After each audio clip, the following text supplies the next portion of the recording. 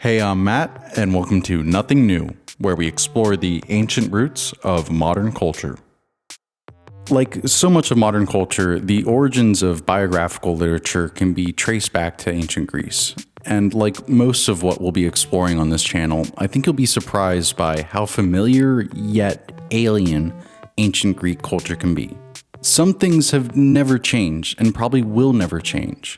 Biographers have always strived to give us not just a chronological account of someone's life and accomplishments, but to also paint a portrait that shows you the true character of their subject. Biographies have never been just a list of facts about a person, but windows that attempt to give a view into the inner life of that person. What has changed, however, is our concern for truth.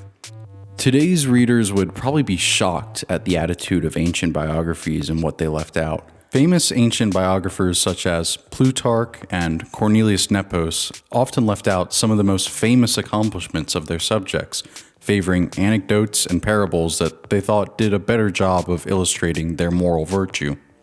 As Nepos says in his biography of Atticus, "To enumerate all such acts of his life would be difficult, nor is it necessary to mention them all.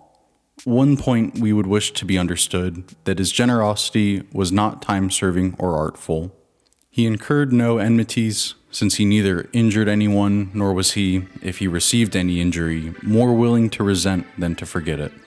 Kindnesses that he received he kept in perpetual remembrance.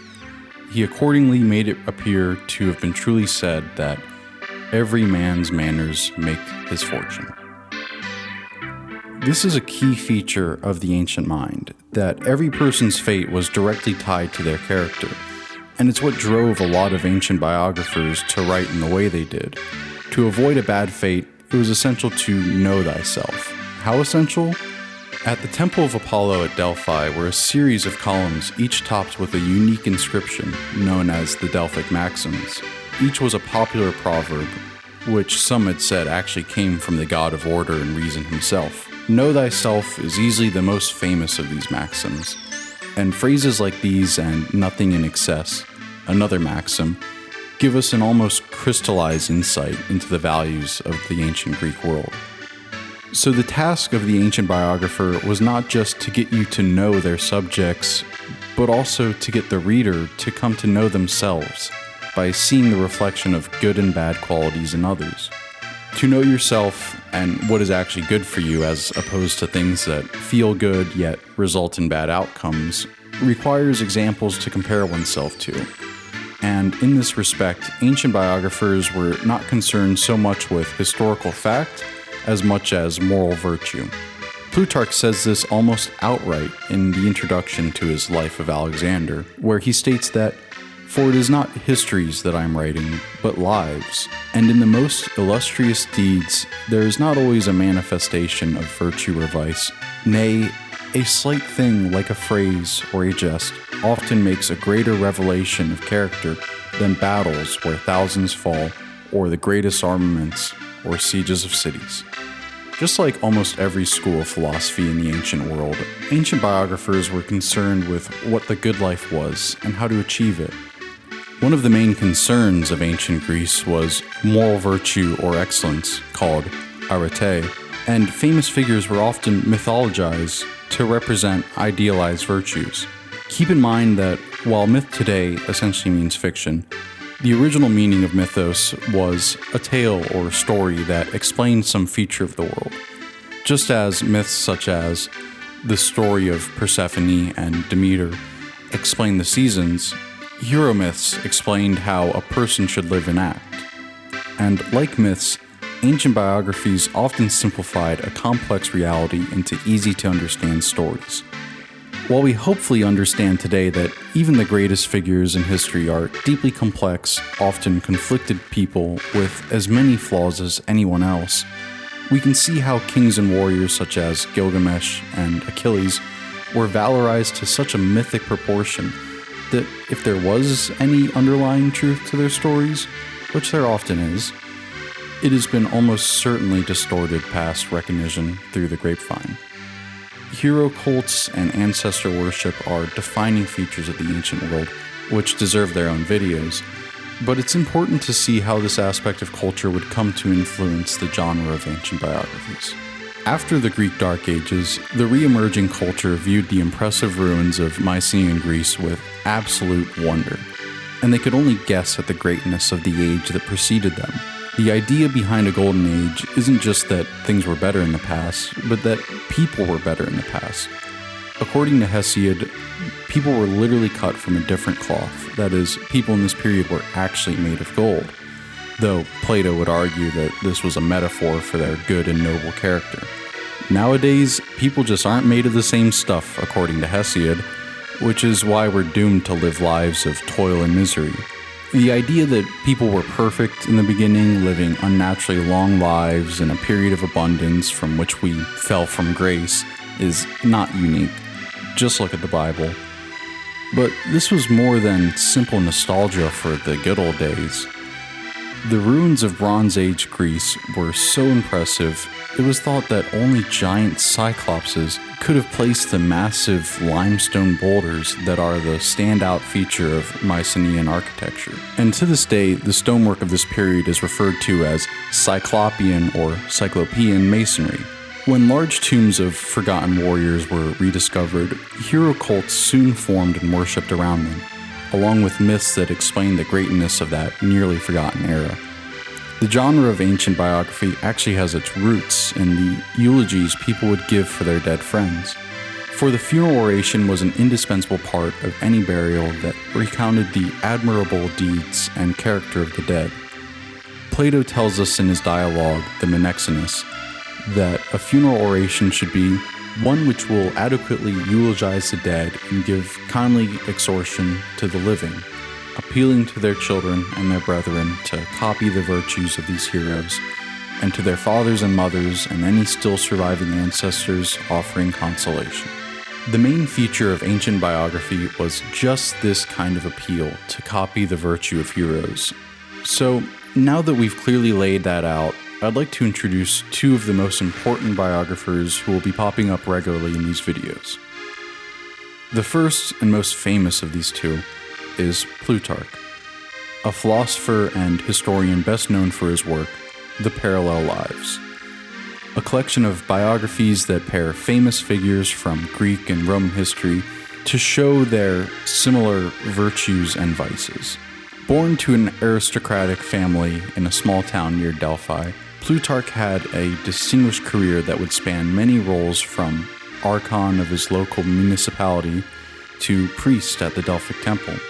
He is one of the best known sources for the lives of famous Athenians from Solon and Pericles to Alcibiades and Alexander, and his biographies of Caesar, Brutus, and Mark Antony were indispensable sources for the Roman history plays of Shakespeare. Though he is mainly remembered for his historical and biographical writings, he was also a prominent philosopher in the Platonic tradition, and we would be remiss to not consider how this affected his biographical writings. Remember that during the Hellenistic period, philosophy was more than just an academic and abstract pursuit. It was a way of life. And as we've mentioned before, every school of philosophy in the ancient world was deeply interested in what the good life was and how to achieve it. Plutarch is rightfully criticized for being a bad historian, but the truth is, he just wasn't interested in historical fact in the way that modern historians are. He was mainly interested in the soul, since the core belief of the Platonic school is the existence and immortality of the soul, considered to be the source of life and motion in the universe. What may surprise us is that, like Plato, Plutarch believed in a soul made of parts, divided into a rational and irrational aspect. So by going beyond the deeds of famous figures and diving into their souls, their virtues and vices, their inner motivations, we get not just a sense of the past, but models of how to live our lives in the future. This is the reason for Plutarch's enduring legacy, since we get not just an account of a person's outer life, but a deep insight into their inner life, whether real or imagined by the author. To me, the best example of Plutarch's flair as a writer is his Story of Alexander and The Untamable Horse. One day, a horse dealer tried to sell King Philip of Macedonia, Alexander's father, a horse so unruly that it appeared to be savage and altogether intractable, neither allowing anyone to mount him, nor heeding the voice of any of Philip's attendants, but rearing up against all of them. Philip was vexed and ordered the horse to be led away, believing him to be altogether wild and unbroken. But Alexander, who was nearby, said, "What a horse they are losing, because, for a lack of skill and courage, they cannot manage him." At first then, Philip held his peace, but as Alexander many times let fall such words and showed great distress, he said, "Dost thou find fault with thine elders in the belief that thou knowest more than they do, or art better able to manage a horse?" "This horse at any rate," said Alexander, "I could manage better than others have. And if thou shouldest not, what penalty wilt thou undergo for thy rashness?" "Indeed," said Alexander, "I will forfeit the price of the horse." There was laughter at this, and then an agreement between father and son as to the forfeiture. And at once Alexander ran to the horse, took hold of his bridle rein, and turned him towards the sun. For he had noticed, as it would seem, that the horse was greatly disturbed by the sight of his own shadow falling in front of him and dancing about. And after he had calmed the horse a little in this way, and had stroked him with his hand, when he saw that he was full of spirit and courage, he quietly cast aside his mantle, and with a light spring safely bestrode him. Then, with a little pressure of the reins on the bit, and without striking him or tearing his mouth, he held him in hand. But when he saw that the horse was rid of the fear that had beset him, and was impatient for the course, he gave him his head, and at last urged him on with sterner tone and thrust of foot. Philip and his company were speechless with anxiety at first, but when Alexander made the turn in proper fashion and came back towards them proud and exultant, all the rest broke into loud cries. But his father, as we are told, actually shed tears of joy. And when Alexander had dismounted, kissed him, saying, "My son, seek thee out a kingdom equal to thyself. Macedonia has not room for thee." Did this event actually happen? Probably not. And if it did, the story was surely distorted in the retelling. But like any great myth, the fat has been cut away, leaving only marrow, the core essence of the story.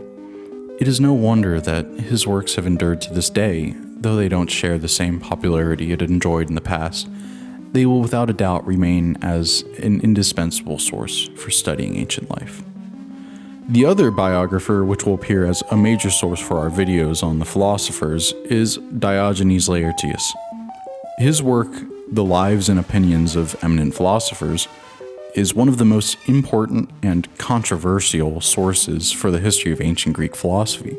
Famed classicist Werner Jaeger called him an ignoramus, whose poetry he described as perhaps the worst verses ever published. Scholarship has, until recently, generally dismissed Diogenes as a bad anthologist and even worse poet, with one expert describing his biographies as a museum of philosophical ideas which are pinned, like beetles, on pegs in glass cases, to be looked at and admired, a compilation which is no more capable of furnishing an understanding of the history of these ideas than the examination of beetles under a glass will yield an understanding of the life of the beetle. And yet, he has remained popular throughout the ages as the primary chronicler of ancient Greek philosophy, most likely for the same reason that scholars have ignored it. Diogenes does not stray from fables when bringing his subjects to life. His chronicles are full of stories and legends about the most famous Greek wise men, from the 7 sages of Athens to Plato and Aristotle.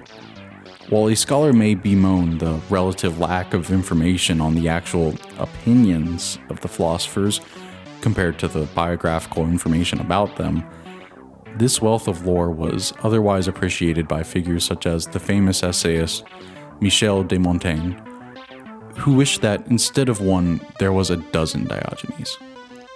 For I am equally curious to know the lives and fortunes of these great instructors of the world as to know the diversity of their doctrines and opinions. While he may seem a bit dull in uncritically retelling what are probably tall tales about the ancient equivalent of celebrities, there is a compelling reason to be thankful that this author was no philosophical genius himself. Because he uncritically reproduces whatever came down to him, we get a much broader swath of information than we would get otherwise. And because he does not seem to be a philosophical heavyweight in his own right, he doesn't seem to have a side that he's for or against. While he classifies different lineages of thinkers into different schools of thought, he does not overly criticize or praise one school over another. While the stories may be inventive, his thinking is not inventive enough to edit or annotate the thought of his subjects. So while some of the nuance may be lost, we can be fairly sure that the basic tenets are close to what these people thought and taught. And for most of the philosophers, other than the big names that everyone knows, the only way we know anything about them is through fragments found in works like this. For instance, almost all of the extant writings of Epicurus are found only in Diogenes' account of him, and we would not know as much about obscure schools of thought such as the hedonistic Cyrenaic school without him. Anyways, that's our video. I hope you enjoyed it and learned something. By exploring the genre of ancient biography, we get a unique view into what the ancient world valued and admired in the human spirit, and we also get context into other ancient writings.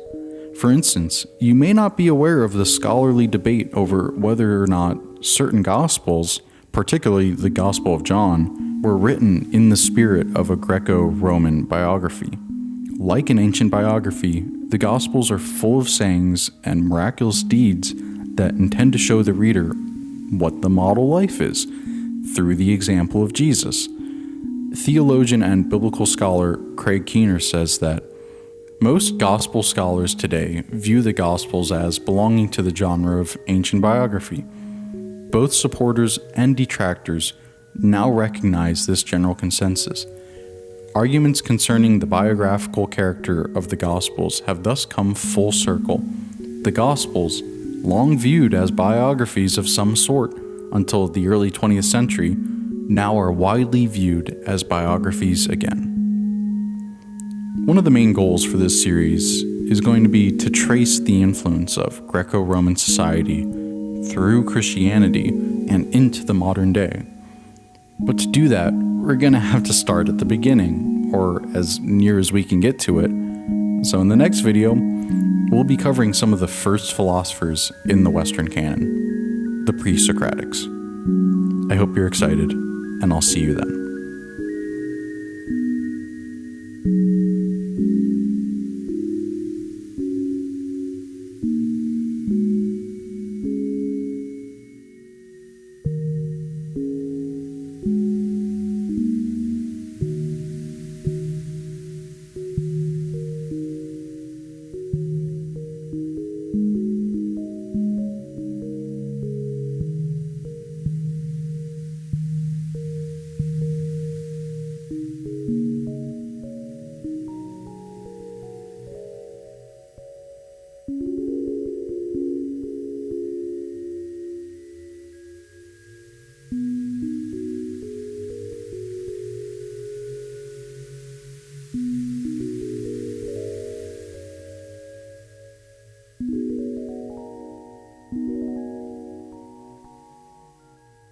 you